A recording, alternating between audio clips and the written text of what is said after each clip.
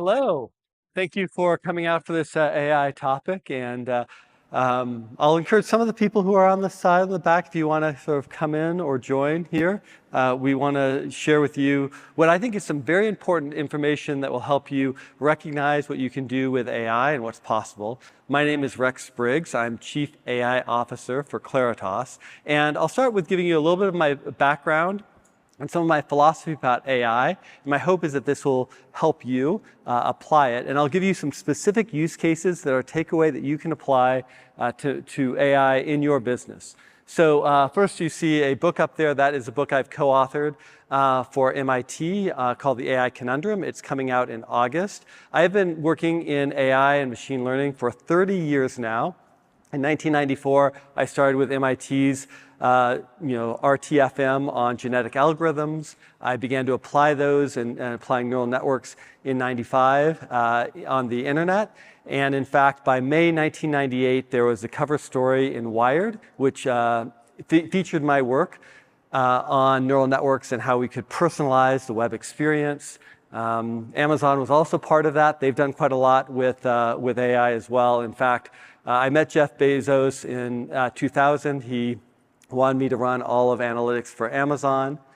My wife turned him down because she did not want to move to Seattle where it rained too much, so we stayed in California. I built my own business. I successfully did round after round of innovations in machine learning for advertising and marketing. I got to see some phenomenal businesses early on in their development. I met Mark Zuckerberg when he was 20 employees. I met Sergey Brin at Google after I did some work for them to help prove the value and effectiveness of Google's advertising. He gave me a free bag and a hat. And so I've done a lot in the area, and I had sold my business 6 years ago and thought I was done, and I was going to learn to play golf and maybe donate some of my time, some of my brain to science, to data science, to helping in education, healthcare. And as it turned out, the pandemic hit, and I found myself building models, and they turned out to be more precise than the CDC's model. So I found myself working with the White House, with Harvard, with Brown University, and especially the Ad Council. And part of that journey brought me to read a patent by this company called Arts.ai. And I know my way around a patent. I have 5 of my own. So as I'm reading this, I'm like, wow, this is really, truly a breakthrough innovation in AI. This is taking what we can do in advertising and marketing and personalization to a whole nother level. And my feeling was that if we could apply this, we might be able to help in some of the education area and around some of the pandemic, and we might be able to save some lives. And so working with the Ad Council, we applied it first in my home state of Nevada. I live on the Nevada side of Tahoe, and it was successful here. We saw a 46% increase in our performance. We then scaled it to other states and other areas. About 3% of Ad Council's budget was being used with this technology, and it was so successful that we wrote a paper, an academic paper for Management Business Review. And if some of you know, Wharton and Carnegie Mellon and about a dozen other universities have bounded together to create Management Business Review to take on Harvard Business Review. And so if you want to read that journal article to see exactly how that worked, how the methodology worked, or you want to go deeper in the patent, you can see what got me so excited about it. But what became very clear in that effort was that this was going to transform marketing in the same ways that when I first met Mark Zuckerberg or saw Google in their early days or saw mobile and that take off and some of the academic work I did in that area, this is what was next. So rather than retire, I said, hey, Arts.ai, this is phenomenal technology, but it'd be great if you connected up with somebody who also understood who the consumers were, that had a consumer graph and a depth of information about that. And so I made the introduction to Claritas, and Arts.ai was very fast growing. They were the fastest growing ad tech company on the Inc.'s 5,000 list. They were number 29 overall, and in September, they merged with Claritas, and part of the conversation was, hey, you're so excited about this, why don't you come and run the AI part and help build these products in this next generation? So I accepted that position, and I'm going to share with you what we've built so far. And advertising, for me, is one of the most exciting use cases because there's clear metrics, it's data rich, it's labor intensive, and there's a repeatable workflow, so that is kind of the perfect place where AI can really make a phenomenal difference. So before I share with you some of these use cases, I want to share with you the point about my design philosophy and how I approach it, which is I'm not interested in AI that replaces us. I'm interested in AI that can make our lives better and extend our capabilities to do things that we could not do on our own. So one of the powerful things about AI is how fast it can compute, how fast it can optimize.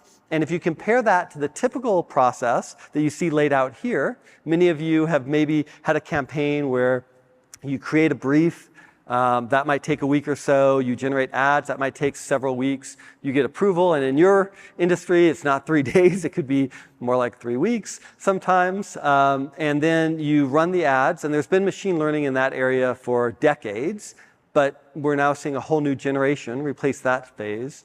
But even still, after you've run the campaigns, it oftentimes can take a month before you've analyzed it, figured out what's what, and been in a position where you can apply that learning to the next campaign. And that's really slow, and that's where AI can really collapse that time to where it can be dynamically learning in real time. And it can be learning at a scale that we can't as human beings learn. So it might be different the way things work in Las Vegas than compared to up in Tahoe, or in one city versus another, or for one hour of the day versus another one. And as humans, we sort of aggregate things up into bigger pictures. We can't see that little detail and optimize based upon it, but the AI can.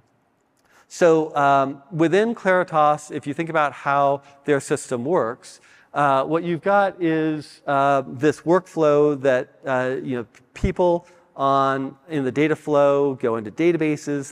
They're organized in different ways. It hits an identity graph where every single person in the United States, every household, is part of that identity graph. And that information is converted into ways that you can identify consumers, deliver messages, and optimize those messages. And then that information flows back in. So what I wanted to do is I wanted to unpack that flow of data and information so that we could really look at the AI part and build a whole new platform and construction there. So we're talking about how we go about identifying and segmenting consumers, our measurement and attribution, the dynamic audience optimization, media optimization, and creative optimization. And I'm going to unpack each of those different ones, starting with where I began, which was one of the areas I was most excited to work on. So the first area that I did was I looked at how we think about briefing and prompting and understanding our consumers and our segments. And I said, with the new generation of AI, especially with OpenAI's release of ChatGPT and now GPT-4, we could bring to life that data, those segments. We could essentially talk to our data and get the answers back. So when I say let me be clear, I'm talking about Claritas more collectively. And while I get to set the roadmap and get my hands really dirty with this data, I have a phenomenal development team, an AI development team, and there's a phenomenal team at Claritas, and those two teams have come together to really help innovate this. But what we did with this data was we said, okay, if we take all of these segments that you might know and love already, maybe you're using Cycle or Prism or Connections, or maybe you have a custom segmentation. And these segmentations create these thumbnail kind of sketches of people and a little bit of their backstory and their education and where they're from and some of the products that they buy and their interests and so forth. But if we take that and we put it into what's called a RAG, Retrieval Augmented Generation System, then we can take any campaign we're running and we can see how different segments are converting dynamically in real time while the campaign unfolds. So that's what you see in this bar chart here. You see the different segments ranked from 1 to 50 plus or whatever, 60 plus, depending on what segmentation system you're looking at. And you're seeing which segments are converting at a higher rate. You're seeing geographically where they live, by state, by DMA, by zip code. And very importantly, you're now seeing a thumbnail of that person and their description and the ability to click a button and have a conversation with that persona. And every answer that persona gives you is tied into their real data, over 5,000 data points, plus the segmentation summary. And so right now, if you were to go down to our booth, you could talk to Jenna, Jenna is one of the, she is part of the Striving Selfie segment, ranked number 24 in the socioeconomic group. Or you could talk to Alex, who's part of the Young Digerati group, and you can have a conversation directly. And every answer that Jenna will give you is tied into those 5,000 data points that we know about her, plus her backstory, plus any experience with your brand. And we can add additional data to that system, and that can help us create briefs, how she is going to respond to different offers, different types of products. And even if you have a new product, you can flip it around and say which of the segments are most likely to be interested in this product. And based upon all that data, the Gen AI, within a matter of seconds, can give you an answer, which we have found is about 80% accurate compared to what actually happens in market. And that's actually a lot better than what human judgment has been, which had been around 60%. So it's a big step up in improvement in terms of quality. So I'd encourage you to have a conversation with Jenna or Alex. The other thing that we can do, though, is we can take some of the reports that we've been generating from this data. And this report is a bit of an eye chart, so I'll explain what you're seeing here. You're seeing a full ranking of all the different segments, and then you're seeing a couple columns. The first column is the impression index, like how many impressions have been delivered to this group, how many conversions you got from each group, and then very importantly, a ratio of conversions to impressions. So what you want is a high ratio, right? You want people who are more likely to convert compared to the overall population. And if they're less likely to convert, you're seeing them in red, and we're saying you should reduce your spending in that area. And if you're seeing the green area, those are the ones who are converting at a higher rate. Now, what I wondered is, okay, this is great reporting and data coming out of Claritas' system, but could we use generative AI to bring this to a whole nother level? So since we are in Las Vegas today, I've taken an example from one of the gaming websites. It's a casino game. It's a casual casino-style gaming that you play on your phone. And this is actually the data of who's converting and who's not. You can see that from the chart that sort of focuses a little bit more on kind of middle America, et cetera. And when we feed that data, what we're doing is we're having the AI visit the game itself or the website for the game. It reads it, it comprehends that, and then it combines it with all the data from those different segments and all the thousands of data points we have on it, and it can give us the summary of what it thinks is going on in this data chart. We call it Claire, and this is the answer that Claire gives us. It says, given its appeal and setup, the site may resonate more strongly with the top converting segments, rural and possibly traditional values-driven demographics, due to its straightforward and easily accessible gaming style, reminiscent of classic casino games, which might be familiar and nostalgic. On the other hand, the lowest converting segments, which include urban, affluent, and cosmopolitan individuals, might find the offering less engaging and possibly sophisticated. Their sophisticated tastes and preferences for more diverse, upscale, and advanced gaming experiences. This could explain why segments such as urban elders and the movers and shakers convert at lower rates, and they might seek a more varied and technologically advanced entertainment options. That's AI instantaneously being able to process all that data and information. And yes, a human analyst can do that. That's part of how we do the validation and look at it. But the ability to do that across every campaign at any moment in time is a massive advantage that can make our lives a lot easier and provide additional analysis and interpretation.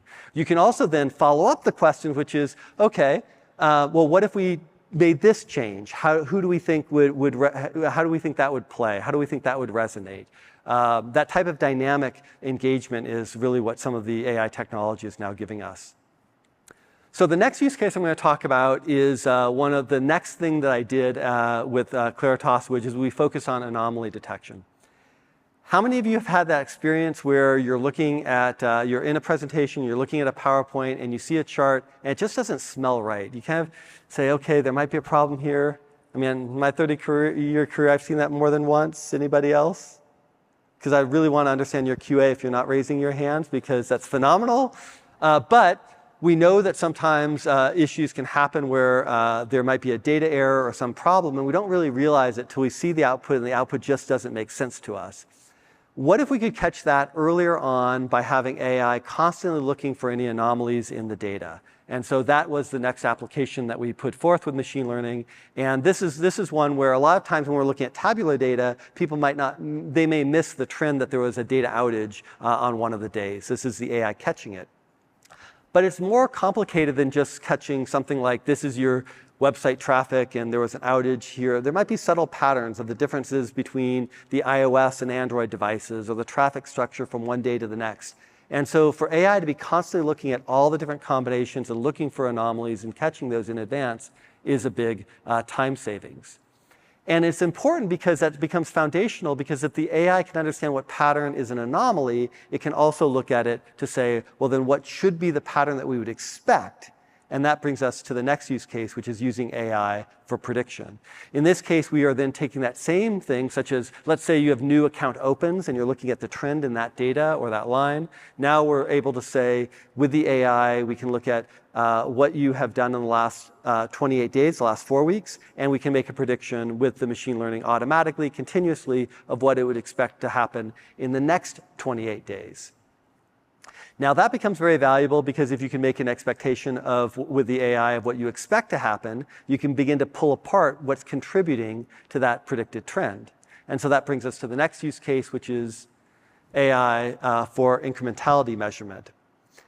Now, we have a very good practice at measuring digital advertising effectiveness for video, digital display, audio, and one of the challenges isn't so much digital, it's the traditional media, broadcast radio, broadcast and satellite, as well as broadcast television. And so in this case, if you look at the chart on this side here, you see the number of spots in the area chart and when the volume of advertising is running. And on the other side of the chart, you see AI looking at that KPI prediction, and it's pulling apart how much that prediction is explained by your broadcast advertising, how much of it is causal and caused by that advertising. And in the middle, you see the machine learning actually going through a process where it's pulling those apart by looking at the different conversions you have by DMA, by market, by time, and looking at all those patterns and able to say with very high confidence, this is what your broadcast advertising is contributing to your bottom line results. So specifically, if you're a data geek like me, you like things like R squared, and we're getting R squared in the 90s. In fact, 0.92 to 0.95, depending on whether you're looking at the mean or median, which is an incredibly accurate explanation of what's happening in this data and how specifically your advertising is incrementally contributing to your business results. But why do we care about incrementality? We care about incrementality because we want to improve our business results. We want to make decisions about how do we reallocate budget and funds to get more performance out of our advertising. So the next use case is AI optimization. And I'm going to unpack that in a couple of different ways because there are 3 different ways that we're looking at using AI for optimization. The first one is audience optimization. The second one is message optimization. And the third one is media optimization. I'll start with audience optimization. So in the audience optimization part, a lot of times people build an audience and then they run that same audience for the entire campaign. And that makes a lot of sense. You can do lookalikes and see who's most likely to respond. And that has been part of the machine learning story for the last couple decades in digital advertising.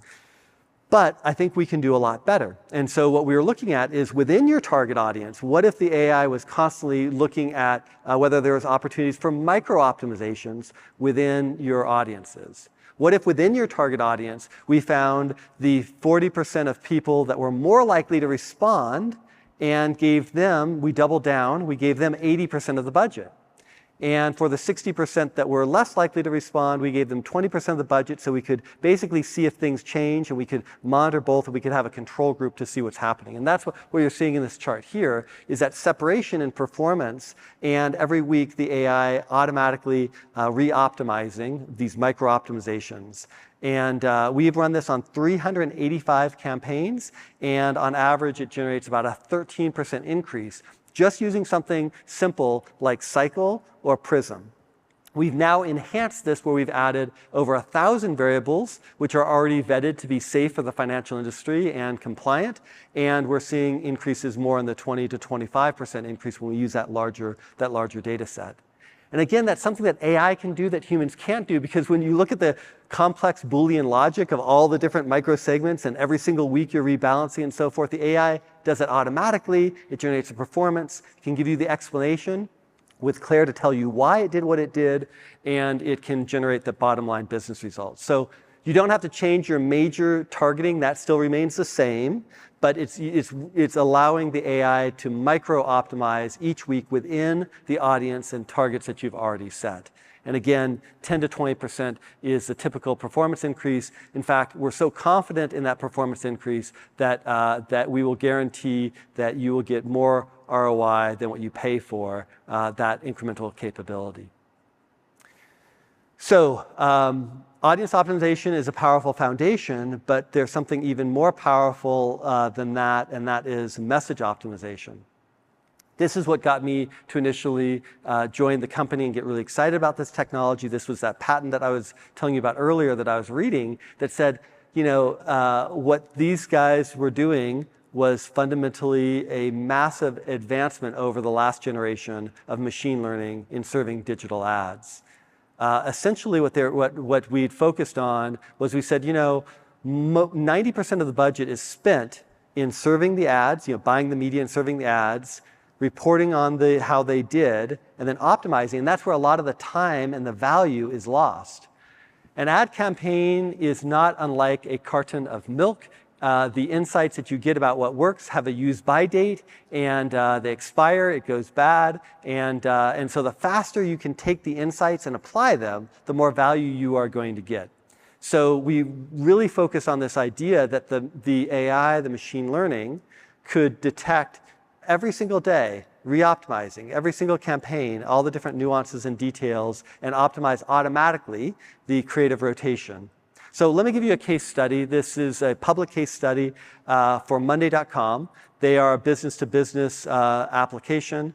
And so if you have a business-to-business offering, this might be relevant. There's also many different consumer ones that we can share as well. But with Monday.com, they were doing an audio ad. They had one script, but we were testing different voiceovers.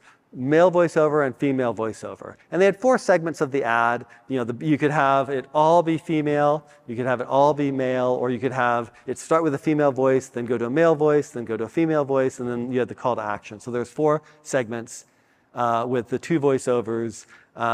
And so those combinations created 16 combinations that were possible. So what we learned was that the female voiceover worked 25% better overall than the male voiceover. Now that's a big finding in and of itself, and that is useful.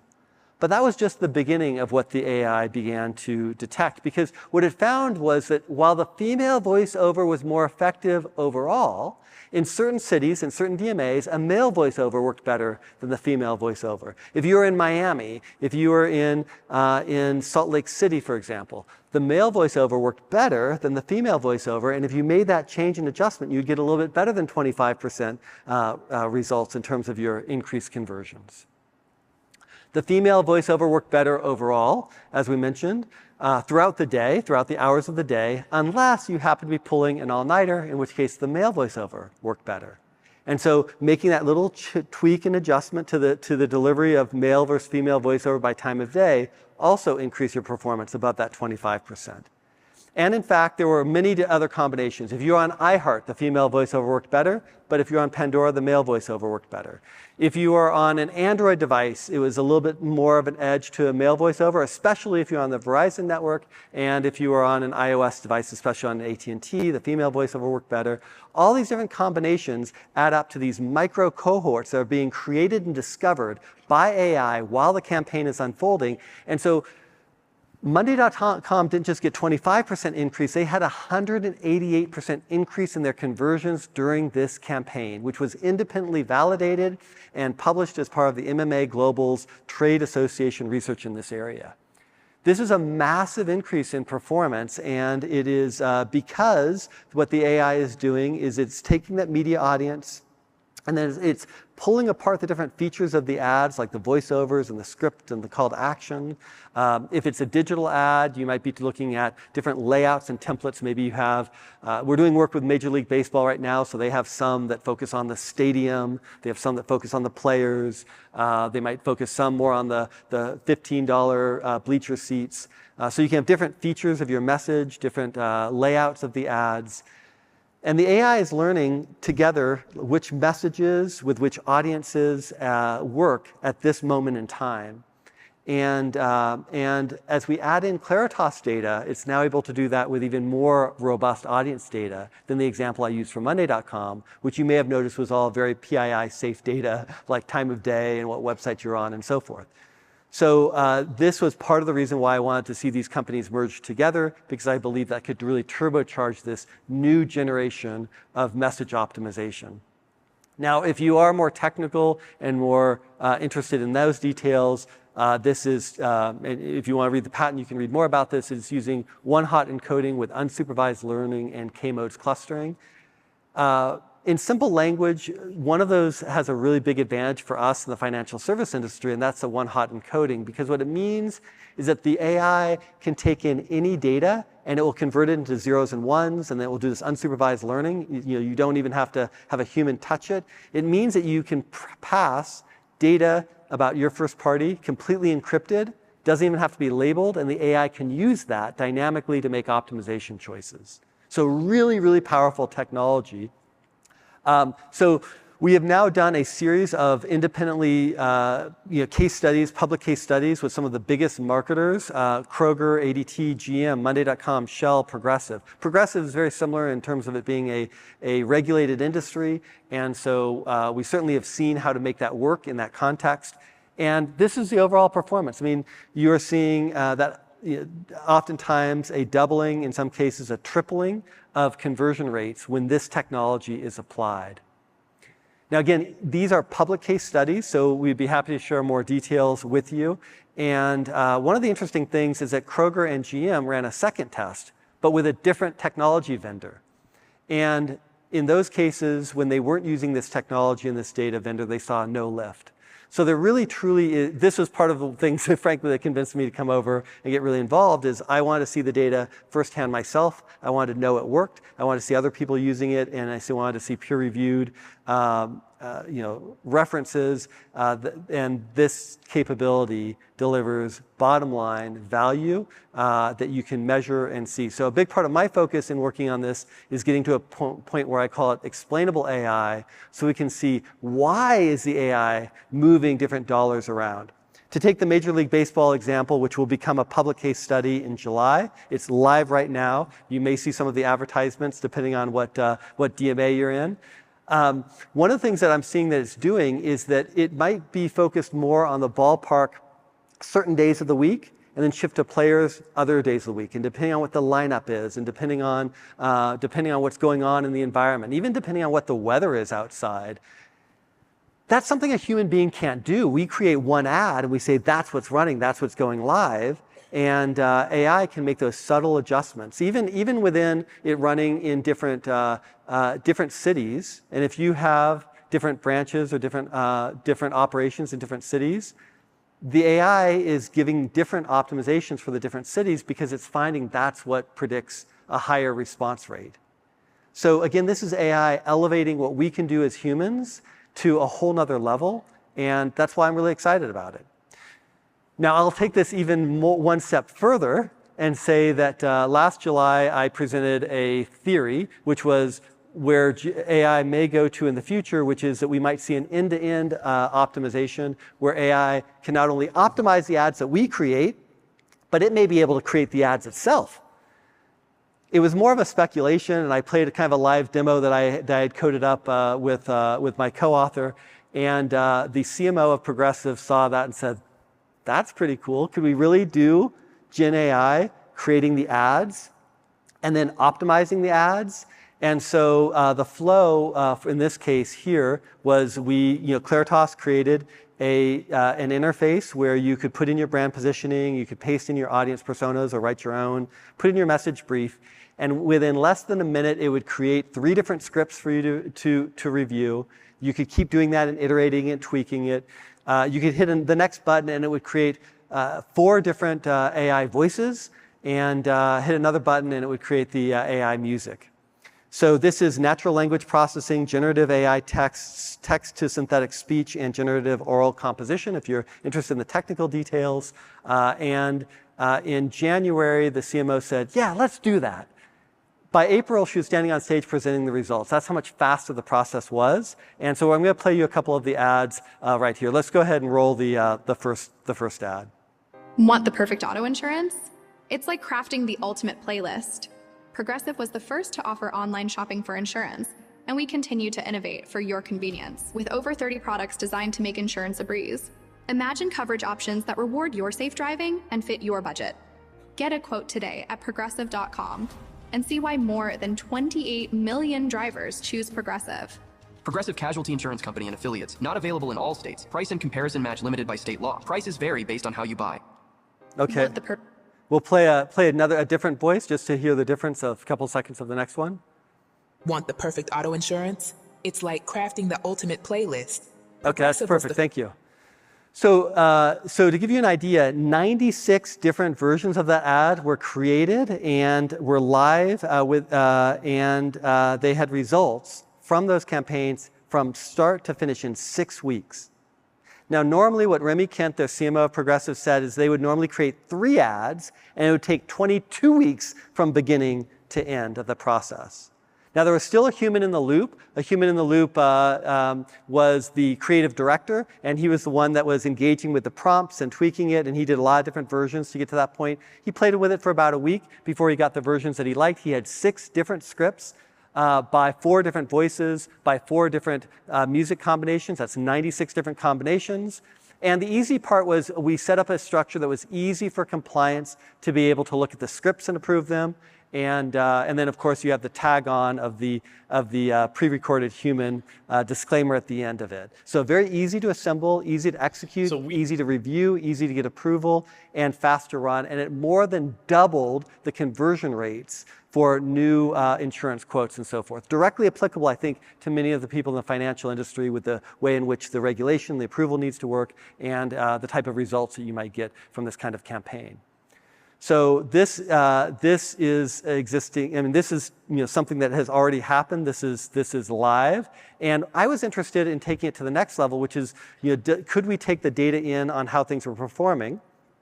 And so we were taking that same thing that you saw at the beginning of the presentation with the persona data coming in, and we fed that directly back in to the AI to see if it could generate new ads. And one of the insights that it had was we had all the different music. We had 4 different music types, but we didn't actually have country music. And many of the segments that it looked like that should be converting that were important, country music was their favorite format. And so that information, that feedback immediately could create new versions and feed that back in the system to produce even better performance. In fact, we made some tweaks and adjustment, and the increase that Remy presented on stage was not the full increase. It continued to go up. It went up around another 30% in terms of performance after we began to give that feedback loop. There's a quote that Wired was fond of, which is the future is already here, is just unevenly distributed. And I think that that's very true. This is something that is not science fiction. This is science fact. This has happened. This is delivered. And if you want to understand what's going on, it is layers of robots building the optimization, building the ads, and in fact, optimizing and refining it. But behind that is still us as humans, strategic planners, thinking about what is it that we want to achieve, what are our goals in our business, how do we extend our strength and our capabilities with this type of technology. So the bottom line, I'm going to share with you the last case study, the one that I'm probably most excited about, but I want to make the point that with the optimizations that we've already delivered and is already capable and possible today, you can double your ROI with AI. And what I have seen in each of the different successive journeys of new media, whether that was digital advertising, whether that was social advertising, whether it was mobile, or whether that's AI-powered advertising, is that the future is already here. It's just unevenly distributed. And the people that are on the early side of the adoption, they are the ones that take market share from the laggards that are not as quick in adopting these technologies and these capabilities. So I would strongly encourage you to get your hands dirty, to try some of these technologies, to see how they work, because they can be transformative. And that brings me to my last major case area of what we've been working on. And this is AI for first-party intent signals. So I'm excited today to announce the Claritas Data Alliance. This is something that will help you understand your customers and what they are searching for online in real time. And I think part of the problem is inspired by the fact that there's about $20 billion spent on marketing technologies, and many of those in the financial industry are unable to personalize customer marketing. The biggest ones are able to some degree, but many in the industry are not able to personalize it. And I think the biggest tragedy that I see in marketing in the financial industry is when you have a relationship with a customer and they go somewhere else to get the next product. They search on Google, they look somewhere else, they're looking for other information, and you should have the first opportunity to engage that customer, to expand that relationship, to develop that next product, and yet you miss that opportunity because you don't even know that they're looking for something. So introducing this partnership, we call it CIDR. It's Control Your Data, Earn Rewards, and it is an intent platform powered by AI that looks at the real-time consumer intent and allows you to engage across anything that they're doing across the entire web if they've opted into a relationship with you. So we power that opt-in relationship, and so it takes the guesswork out of, are they looking for this new product? Are they searching online? Are they likely to be in market for some of these new capabilities and so forth? So specifically, what happens here is, first, with data collection, we invite your customers to earn rewards by engaging with you and as part of the Claritas Data Alliance. That is a double opt-in program that essentially adds a browser extension, and within that dashboard, the consumer can see and control their data and who they share it with and so forth. And I think this is going to be very important in the age of AI, because more and more of that data is going to power our relationship with AI agents and our capabilities. And we need to, as consumers and as people, we need to be able to have transparency and visibility into the data that's available to us. And yes, I appreciate Sergey giving me that Google bag and the hat years ago, but I do not feel safe having Google be the only one who has control over this data, and I don't really trust that history button being the best transparency interface for us to have control over our data. I think we as consumers need to enable that, and part of the condition of me joining as Chief AI Officer at Claritas was the support of the CEO, Mike Nazzaro, to say we are going to give consumers control over their data, because as we go into the age of AI, we need to be able to see our data and control our data. We as individuals need to own it, not as companies. So the structure of the Claritas system here is to give you a relationship with your consumers, with the data, and for the consumer to ultimately be in control. So what does that look like? The consumer analysis that we're able to do can look at and capture the data in real time of what's going on with the web. And it can then personalize the offers and messages when trigger events or other predictions tell us that it's a good time to engage with the consumer. Now, if you've worked with Claritas before and you already have a tag on your website, then you already know that one of the things that we do is we can take anonymous visits to your website, and we can connect that with cycle and other segmentation personas and profiles. And that's been really helpful to understand who's visiting your website, how they're engaging. This shifts it from that acquisition element to a retention marketing tool, because now it's about a connection that you might have with your customer, maybe Sarah here, and it's about being able to understand and process what Sarah's going through more broadly across the internet. So all the different things that she might be visiting and seeing, our AI will look for patterns and data that says that she is interested in some of your products, and they are going to be relevant to her. It's this matchmaking algorithm. So we might look at a lot of different consumers here that have opted in and engaged with you, and we can detect that Harpreet over here is looking for a credit card, whereas Paul is looking for buying a new home and is looking for financing for that. And rather than them going into Google and looking for that information, you not knowing about it till they've already made a decision, this gives you the opportunity to engage with them. And our algorithms will predict whether an email is the most effective way of engaging or an advertisement is an effective way of engaging. And that gives you that opportunity to build that relationship. So this is intent-driven AI. It is looking for patterns across that information and allowing you to engage directly. And importantly, it is double opt-in. It replaces that third-party cookie. We have built it to ensure regulatory compliance, and it's designed to help you increase your share of wallet and retain the relationships that you have with your consumers and expand and build on them.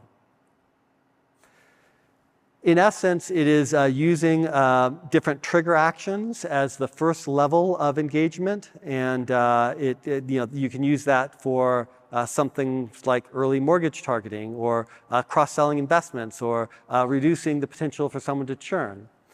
But the next level of it is looking at the intent signals and trying to understand what's important to the person.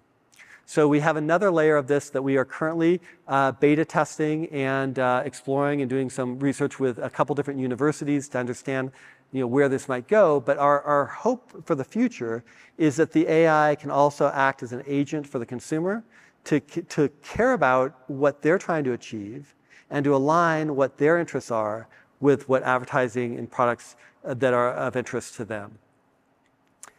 That technology, if you begin with this first part here, is foundational. We hope to bring that to market in the longer term future. But I'm personally playing around with it, and if any of you want to see the beta or participate in that, I'll get you an invite. But my agent, it's been very interesting. It's given me tips it knows me. You have a conversation with the AI, it gets to know you, it understands what's important to you, it knows my New Year's resolutions, it knows my stumbling blocks. It knows, for example, that while I never got COVID-19, I did get 19 during COVID, and so I have some objectives and goals that's trying to help me align my work and life balance to be able to make some progress in that area. And our hope in the long term is that you join us on this journey to have AI that helps us professionally improve our business results while elevating our strategic capabilities and how we contribute. And on a personal level, that we build deeper relationships with our consumers and we engage them in a way that allows us to extend our relationship and to hopefully be a better advocate for what they're trying to achieve and how those match up with our products and services that we can offer for them. So if you're interested in joining the Claritas Data Alliance, you can come by the Claritas booth. You can connect with some of the people like Jeff here who I see in the front. And so let me just kind of summarize. You can double your marketing ROI right now with the AI capabilities that are available today, and you should be actively engaging and trying to drive that forward. Now, I mentioned my book at the beginning. If you are interested in a copy, it will be out in August. You can buy one online, or you can connect up with Claritas. I'm sure we'll be happy to get you a copy of it. I've been very focused on the positive benefits of AI and the capabilities. The book takes a more balanced approach and tries to look at both the strengths and the weaknesses. We also have been doing a series of free training to level up. I've been doing that with the industry, with MMA Global, the global trade organization. Our next one's in July, and I will be back here in Las Vegas on August 10th for the AI4 conference. I think we're doing our book release and signing when the book comes out. So if you want to look more broadly at how AI works and you want to understand the deeper underpinnings of things like gradient descent and universal approximation, where it's strong, where it's weak, as well as the business applications, we'd love to help share that resource with you. If you're interested in the business applications of AI and how to get started, I will point out that from when Remy Kent said, yes, I want to do this, she gave us a hint in December that she was interested. She said yes in January. She was on stage on April 16th presenting the live results. It can be 90 days from start to finish. So 90 days to 6 months, you can actually see your initial proof points and cases live in market.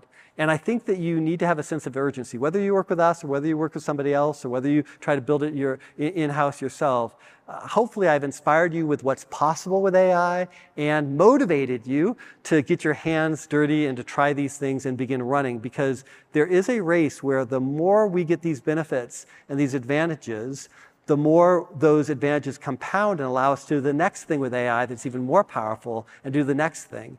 And the person who hasn't started is going to find a very big gap between them and the competitive space. It's one of these things that we call these accelerating returns or these virtuous cycles.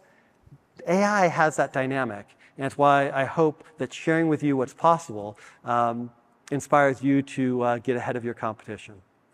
Thank you.